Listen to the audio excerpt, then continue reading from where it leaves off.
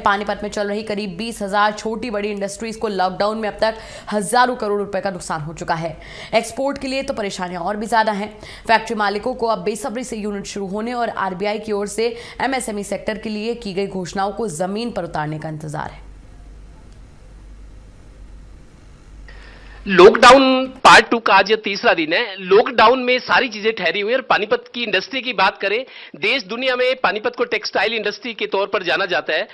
मौजूदा हालात में पानीपत इंडस्ट्री किस हाल में है और जब कभी भी लॉकडाउन खुलता है तो इंडस्ट्री का रिवाइवल कैसे होता है, इस पर बातचीत करने के लिए हमारे साथ लघु उद्योग भारती के डिस्ट्रिक्ट प्रेसिडेंट कपिल गुप्ता जी हैं, अचल जैन जी इंडस्ट्री से जुड़े हैं और दिनेश गोयल जी हैं, एसडी एजुकेशन सोसाइटी पानीपत के प्रधान हैं, सेक्रेटरी हैं, और प्रवीण ढांडा जी एक्सपोर्ट लाइन से जुड़े हुए हैं। कपिल गुप्ता जी, चूंकि आप लघु उद्योग भारती के डिस्ट्रिक्ट प्रेसिडेंट हैं, मैं ये अज्यूम करता हूं कि बहुत सारी चीजें पानीपत की इंडस्ट्री को लेकर आपको क्लियर होंगी। मौजूदा हालात की बात करें, पानीपत इंडस्ट्री किस हाल में है? लॉकडाउन अब लगातार जैसे 25 दिन हो गए हैं। देखिए, जहां तक हम पानीपत की इंडस्ट्री की बात कर सकते हैं, पानीपत की इंडस्ट्री बहुत बल्कि इंडस्ट्री है, लेबर इंटेंसिव इंडस्ट्री है। तो 25 दिन से पूरी की पूरी इंडस्ट्री बंद है। उसका सबसे बड़ा जो इम्पैक्ट आएगा वो ये आएगा कि पानीपत की इंडस्ट्री फेमस है पूरे देश के लिए सर्दियों का गर्म माल बनाने के लिए। ये हमारा प्रोडक्शन का, मैन्युफैक्चरिंग का टाइम था जिसमें कि मैक्सिमम लेबर अब अपने अपने घर चली गई है। उसकी वजह से पूरी की पूरी यूनिट्स, वैसे भी लॉकडाउन की वजह से पूरी की पूरी यूनिट्स वैसे ही बंद हैं। इसका इम्पैक्ट मेरे को लगता है सर्दियों पे बहुत ज़बरदस्त आने वाला है। मैन्युफैक्चरिंग हो नहीं रही है, स्टॉक्स लोगों के पास है नहीं, तो आने वाले समय में पानीपत इंडस्ट्री बहुत बड़ी एक तकलीफ से गुजरने वाली है। हरियाणा गवर्नमेंट मेरे को लगता है पिछले 1 महीने से जीरो टैक्स पे चल रही है। जीरो टैक्स, सब आमदन के सारे जरिए हरियाणा गवर्नमेंट के बंद है। सरकार भी चिंतित है, पानीपत की इंडस्ट्री, फरीदाबाद, गुरुग्राम इंडस्ट्री शुरू हो ताकि आप लोगों को अपना दिमाग भी डाइवर्ट हो और सरकार को भी लगे हाँ कुछ रेवेन्यू जनरेट हो रहा है। तो सरकार की कोशिश तो होगी कि जल्दी से जल्दी इंडस्ट्री हरियाणा की शुरू हो। देखिए, जहां तक सरकार की कोशिशें हैं वो साफ नजर आ रही हैं। अभी गवर्नर, आरबीआई गवर्नर का भी आज बयान आ रहा था, 50,000 करोड़ रुपए सिडबी और नाबार्ड के थ्रू इंडस्ट्रीज को देने की घोषणा करी है। रेपो रेट भी कम किया है, लेकिन इस सब का फायदा इंडस्ट्री को तब मिलेगा जब ये ग्राउंड लेवल पर एक्सरसाइज होता हुआ नजर आए। जन साहब, आप छोटी इंडस्ट्री से जुड़े और पानीपत में 20,000 छोटी बड़ी इंडस्ट्री है, छोटी इंडस्ट्री ज्यादा है। ऐसा है, छोटी इंडस्ट्री जितनी भी हैं वो बड़ी इंडस्ट्री के टच में रहती हैं, उन्हीं को ही माल देती हैं। बड़ी इंडस्ट्री नहीं चलेगी तो छोटी इंडस्ट्री वाले का काम नहीं चलेगा।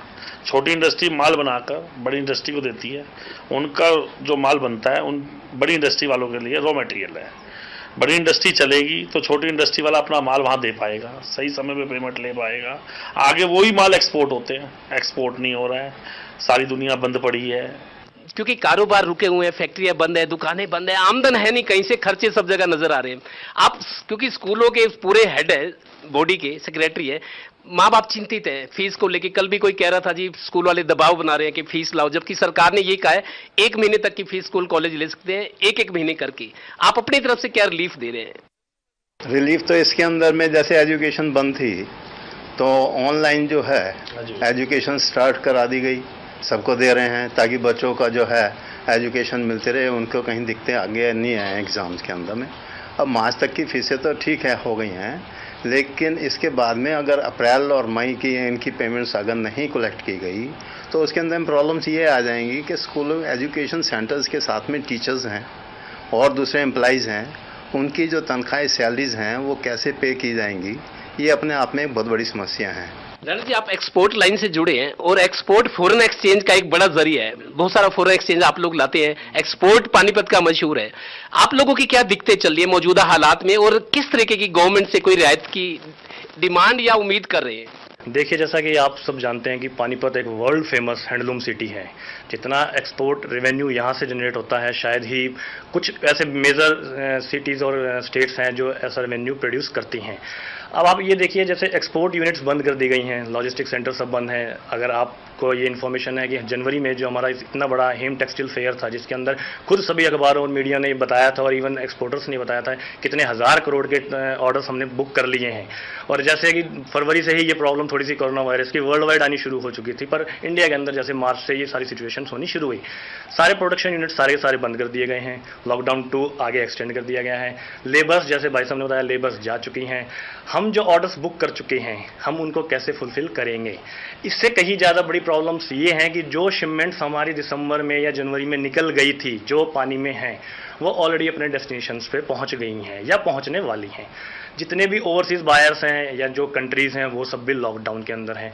Buyers they are not capable, वो रिलीज़ नहीं करवा पा रहे हैं शिपमेंट्स को, तो वो वहाँ से पेमेंट्स भी नहीं भेज पा रहे हैं।